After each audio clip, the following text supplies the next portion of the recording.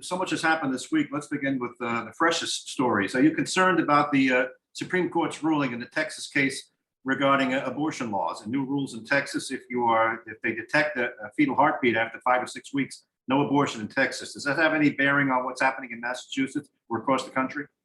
I'm gravely concerned because the supermajority of women don't even know they're pregnant at the threshold time after which abortions are outlawed in Texas. This is a de facto ban on abortions, and the Supreme Court and Congress cannot allow it to stand. Is it a matter of states' rights? Well, in Texas, these are the rules, but you could always go across the line to another state. It's a matter of reproductive rights. Speak to that a little bit. What do you mean by that?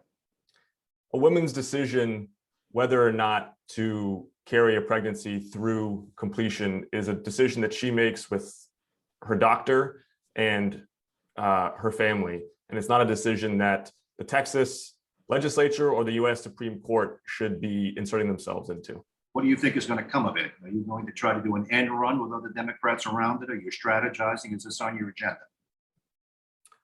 I am certainly going to be supportive of congressional action to codify Roe v. Wade so that this US Supreme Court no longer is the final arbiter of a woman's right to choose an abortion. That needs to be made the law of the land. All right, let's go to Afghanistan. Last week, you were quoted as saying every American will be out of Afghanistan by the 31st. That didn't happen, Congressman. As you know, that we've got maybe 100 to 200 Americans who want to desperately get out. There are women crying on CNN every night who want to be rescued. They're still sitting there.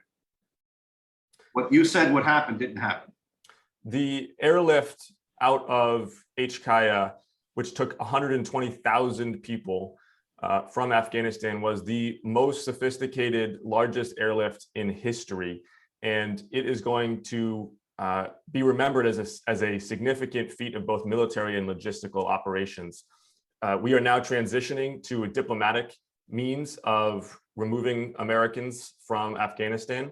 We have the assurances from the Taliban, both publicly and privately, that they will not interfere with that evacuation. No, we do not trust the Taliban, but diplomacy is negotiation without trust. We have significant leverage, and those final 100 or so Americans who want to get out will get out. Well, I hope so, because last week you said they would get out. They didn't get out. Do you regret saying that? Was that too fine a point you put on that? They're still there, Congressman.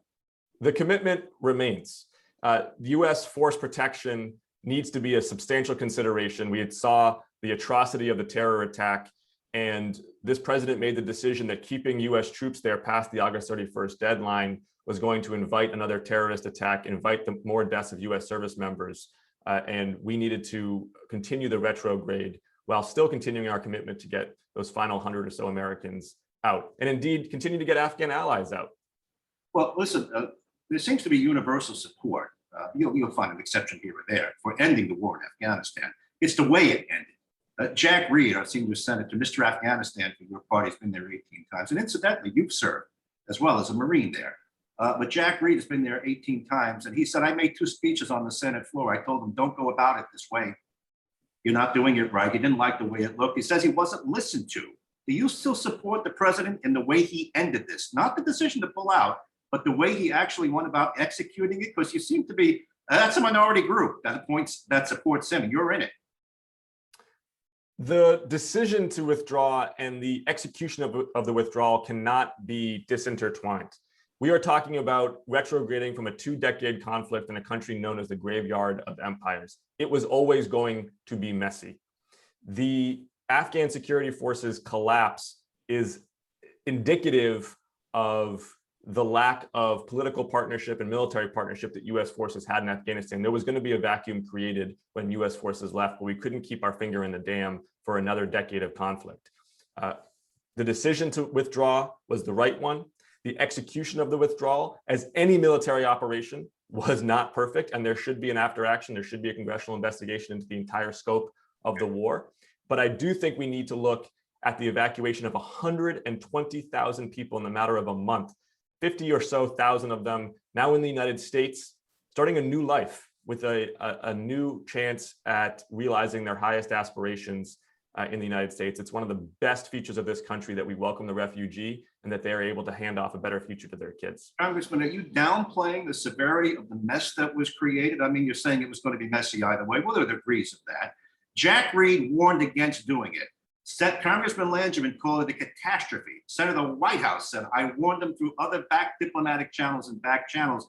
You seem to be breaking with other members of your party who say this was a mess. It didn't have to be like this. You called it a crisp pullout last week. It wasn't a crisp pullout. It was a messy. You lost 13 service members, Congressman. What I said was that the military's execution, bringing order to chaos at HKIA, was crisply executed. And indeed, I think the United States military from 2001 onwards has executed its mission honorably and effectively. The problem is the US military has been given a mission for the last 18 years that was not a military mission. Counterinsurgency is a political initiative. And this president's realization, this president's high integrity decision revolved around his understanding that you cannot win a counterinsurgency purely with military effort. And thereby we had to withdraw. He did not face either status quo or withdraw. He faced surge US troops for a third decade of conflict or withdraw. This president made the right decision. Was it glorious? Of course not. This is what ending a 2-decade miscalculated war looks like. But at least this commander-in-chief had the integrity to tell this to the American people. All right. Well, listen, that's not what Jack Reed is saying. That's not what Congressman Langevin or other Democrats I've heard, but that's okay. You're free to speak your mind, and you're getting a lot of attention for doing this. Do you think you're backing him too much? Are you closely aligning? His numbers are tanking. He's being hammered all over the place. Is this something you want to hook up with him? I don't make national security decisions based on polls. I make my decisions based on what I think is in the clear-eyed best interests of the American nation. Right now, we need to be focused on great power competition with China. We need to be countering Russia's subversion of our democracy. We need to be leading on transnational threats like climate change, terrorism, and public health. We do not need to be embroiled in a failing counterinsurgency in Afghanistan for a third decade. So yes, I do support this president's decision. I'm also going to hold this president to account. I'm going to hold this president to account to sustain a robust counterterrorism mission in Central Asia, because we cannot allow a base of operations from which terrorists attack the United States. And I will hold military officials from 2001 through 2021 to account for decisions, intelligence failures, and misplaced execution, whether it was under a Republican or Democratic administration. We need to do an entire congressional investigation about the war in Afghanistan so that we can learn its lessons. And the next time a president tries to blunder and bluster their way into a forever war, we've got members of Congress who can stand up against it. Are you concerned with the aftermath? We're bringing in a lot of Afghan refugees by the thousands. And the Wall Street Journal the other day reported that they haven't been vetted as closely as we think they are. And most of them weren't people who helped us over there. They just appear to be random Afghans. Are you concerned about that? Second part of the question, are you concerned that we're bringing the next terrorist over who may have his eyes on knocking down that Freedom Tower in New York someday? This appears to be a real concern. The Afghan refugees who are coming to the United States are being vetted. They are going first to military bases. They're going through COVID testing. They're going through security clearances. You're right that it's not the same level of security clearance that a refugee status gets, but for humanitarian parole, they are being vetted. And I think welcoming refugees, especially Afghan refugees, given the US history in that country, is in the best keeping of the American tradition. We are going to find as they get resettled throughout all 50 states that these people want a better life for themselves and for their kids, and they're willing to work for it. Let's broaden the conversation. The question of the president's cognitive mental health has come up. It's not only Fox News now. It's become much broader. If you go to a barbecue over the weekend and you start to discuss this, you'll hear from all kinds of people as whether the president is up for the job. Is this president up for the job cognitively? You've seen him looking at his watch as the caskets were coming down. There are things that he does that just don't sit well with some people, Congressman. What do you think about his assessment? I'm not going to be an armchair psychiatrist. I think it's irresponsible to comment on public figures' medical conditions or lack thereof on TV. I will say I have great confidence in this president, in his ability to make decisions and his ability to continue to lead this nation. And I find it pretty frankly hypocritical that we're hearing from a lot of Republicans now that they're concerned about the mental fitness of the president, given the last 4 years that this nation had dealing with a toddler, frankly. Well, certainly Democrats voiced their concern about President Trump's cognitive abilities throughout his 4 years. So I think both parties have explored that as fertile ground. Congressman, you're going to vote for that $1 trillion infrastructure plan, plus the other $3.5 trillion that would be more spending. How are we going to pay for both of these packages, Congressman? We're going to ask corporations and the wealthiest Americans to pay a little bit more so that we can invest in clean water, better transit, high-speed internet, paid family and medical leave, early education. These are investments in U.S. infrastructure and in the productivity and welfare of working families. If you make, I've heard it said we're going to make the corporations pay, right? You've said that before. The corporations are going to pay their fair share along with the wealthy. A corporation will just pass along added costs to the consumer. And wealthy people don't give up their wealth so easily. Isn't it just a pass along to the average person? Let's say you go to Walmart. If Walmart's paying more in taxes, they're just going to throw a half a cent on each item because the Walmart family's not going to lose any money. So you assert those economic premises with a lot of confidence that they're not supported by data. Corporations do not necessarily pass on higher taxes to the consumer. It depends on the elasticity of demand, if you want to use economic terms here.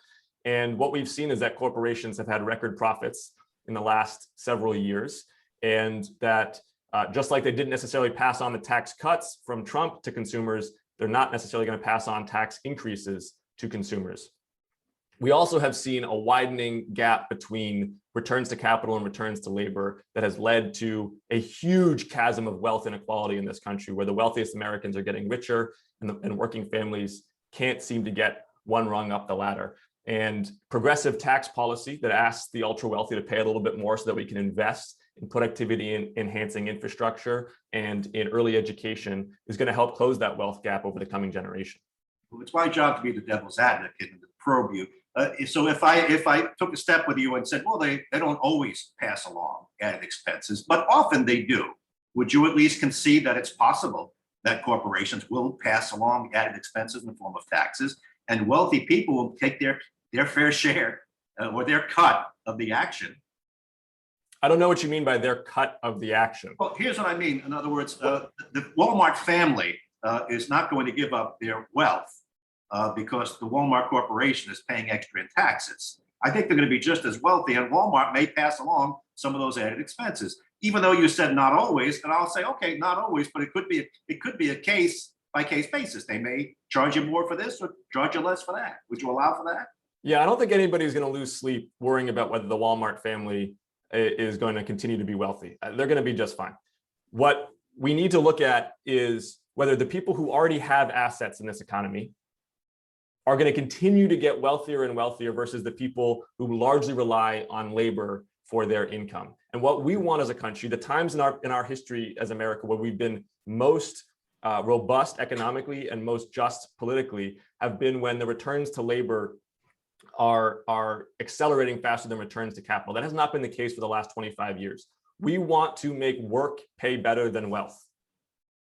All right, you are in a district that is kind of a fish hook. It goes from the South Coast, Fall River, the Attleboro's, and it goes all the way up to Newton. I cannot think of two more different kind of communities than Fall River and Newton.